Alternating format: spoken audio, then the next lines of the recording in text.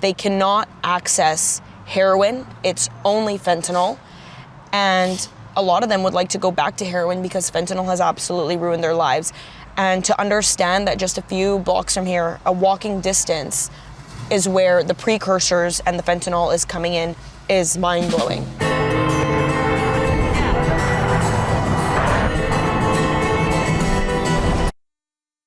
I'm Katarina Schultz. This is Borderland Dispatches, an Ironclad original, and I am here at the Port of Vancouver, a hotspot for fentanyl precursor trafficking.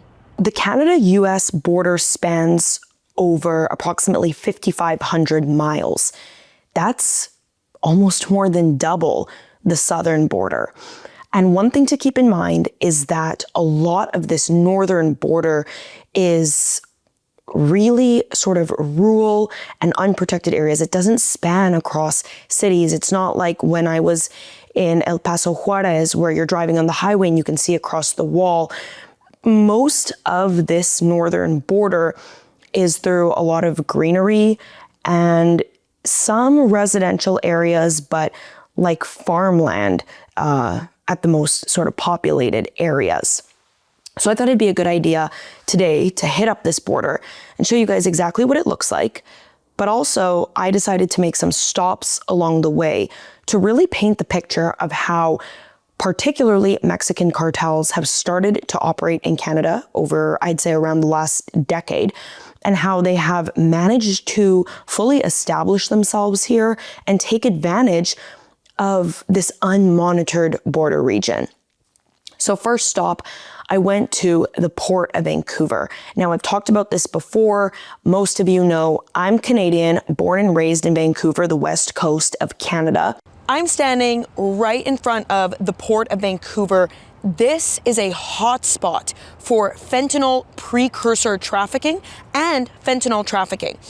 This place is very undetected in terms of authorities searching through the cargo that's coming in through this port daily. Keep in mind, statistics show that less than 1% of these cargo containers are actually monitored by authority. Now, a lot of the longshoremen are said to be on a payroll to look the other way, to allow this place to continue to be a hotspot for organized crime groups, including the cartels operating in Canada. Now, the precursors that are brought in through this port, the Port of Vancouver, are used mainly here in British Columbia, particularly in the Lower Mainland, to produce fentanyl, but these precursors are also trafficked into the United States to labs that are making fentanyl down south in our southern neighbor. The fentanyl that's being made with the precursors that are coming in here is also being trafficked throughout Canada and throughout the United States. This is a cohesive effort between pre-existing organized crime groups operating here in Canada and the cartels that have really established themselves here. Now, just a few blocks from the Port of Vancouver is a street called East Hastings. This is in an area called the downtown East Side, which has long been notorious for a crisis of people in the throes of addiction. Our city, Vancouver, has had a major problem with addiction, mental health, homelessness here. The downtown East Side really is the spot for that, and particularly this street on East Hastings. There's a lot of people openly using prohibited drugs, a lot of people living on the streets here. This has been a problem for as long as I lived here, my whole life, so 2 decades. And at this point, we are just blocks away from the Port of Vancouver, where a lot of the fentanyl precursors and fentanyl for the longest time was coming in. Actually, typically there is a bit of a police presence here, but not today. I'm not really seeing any cops. I think we saw like one cop. But for the most part, there's a lot of open drug use. There's a lot of open drug dealing too. This is really a crisis zone. Last year when I came to cover the cartels, I spoke with some people who are living in this area and who are in the active throes of addiction. You should film that. And they told me that more than ever, they've kind of seen a change. They cannot access heroin. It's only fentanyl. And a lot of them would like to go back to heroin because fentanyl has absolutely ruined their lives. And to understand that just a few blocks from here, a walking distance, is where the precursors and the fentanyl is coming in is mind-blowing. And a lot of the people that are operating in organized crime here, so a lot of the drug dealers, the people moving drugs around here, are actually from the East Coast.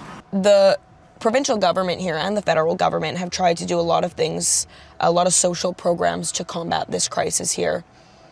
But at the end of the day, it comes down to the supply and the demand. The demand will always be there, and due to the lack of oversight, the supply will always be there too. And we're seeing this more than ever before, and now that the cartels have infiltrated this area, I just don't see it getting better anytime soon. Okay, so picture this, and don't call me dramatic, because we do know that land crossings with fentanyl and their precursors is an issue. Right behind me here, I'm driving on a Canadian road, but this right behind me is all American land. Now imagine you are a Mexican cartel associate living and working in Canada. You need to move some precursors or actually produced fentanyl into the United States. You run across this vast field behind me here. There's someone in a car on that street over there waiting for you, ready to pick up what you are moving across, take it to someone else, and distribute the product throughout their networks across the United States. Now, this is a hotspot for that, and you're not gonna see that in the numbers. Why? And you guys ask me this all the time, and it's because those numbers are a load of shit, particularly that 1% statistic. We know that more than 1% of fentanyl in the US is coming from Canada. Canadian authorities won't say that because they are strapped for resources to deal with that.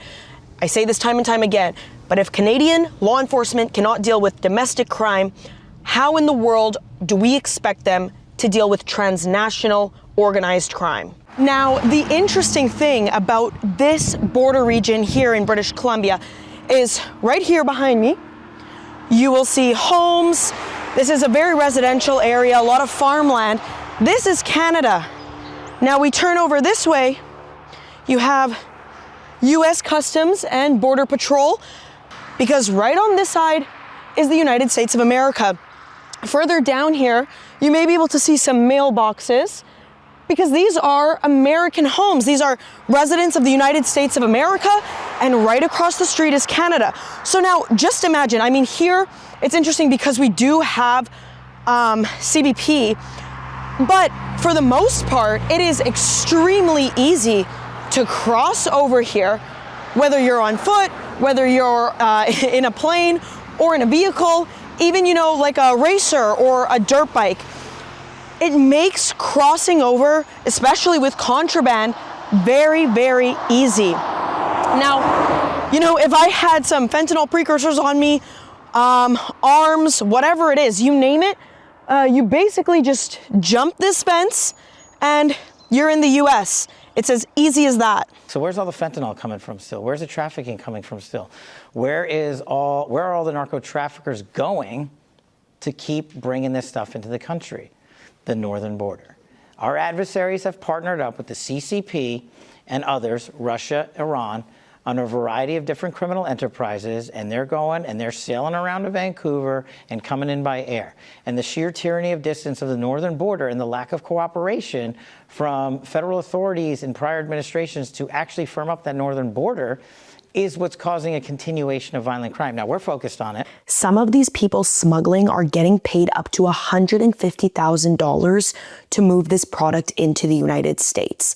Now, some of them are certainly going through legitimate border crossings, but a lot of them do not even have to do that. My footage shows this. There are vast regions where people can walk across or drive across, or even, and this is a key because not all of these trafficking operations are by land, where they can fly across. It's also important to keep in mind that a lot of the people living in this Canadian region by the border are owners of light aircrafts. Now, it's very important to keep in mind that it's not just the land crossings that can be attributed for this trafficking. it's mainly, according to Director of the FBI Kash Patel, through air. And funny enough, as I'm here along this border region, we come across, a small little pontoon plane that is basically what's being used to traffic the precursors and fentanyl. I mean, I can't attribute to this plane to being a part of any of these illegal dealings. However, it does paint a good picture. This conversation continues, but one thing is for sure. Canada, the US, and Mexico have all now become this conglomerate of a hotspot for cartel activity, and they're taking absolute advantage of every point of weakness. Thank you so much for watching. I'm Katarina Schultz on Borderland Dispatches, an Ironclad original.